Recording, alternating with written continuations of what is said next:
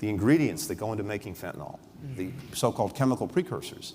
A lot of them right now are being made in China, and then they get illicitly shipped, typically to Mexico, synthesized into fentanyl, and then it winds up in the United States. So President Biden was determined to do something about this. Now, we can go after Chinese companies, and we have. We can go after individuals who've been engaged in this illicit transfer of these chemical ingredients. But the best way to actually get results, ideally, is through cooperation.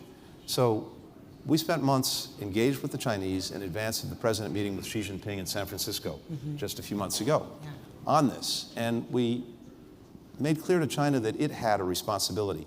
Even if it didn't care about what was happening in the United States, more and more countries around the world were getting deeply concerned about synthetic opioids. And if China was seen as part of the problem, that wasn't going to be good for them. If they were seen as part of the solution, that could be a very positive thing. Anyway, cut to the chase.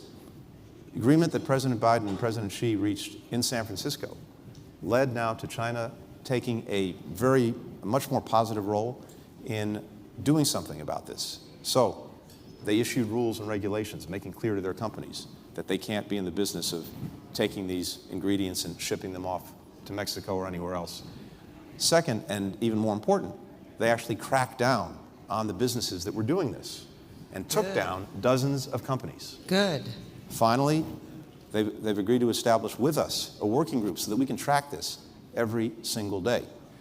And that means that as a result of this diplomacy, as a result of what President Biden did in pressing the Chinese on this and now having cooperation, we're getting results. And those results, I'm convinced, are going to translate into all of our cities, all of our states, hopefully with fewer of these chemicals getting to Mexico, and so less fentanyl coming into the United States.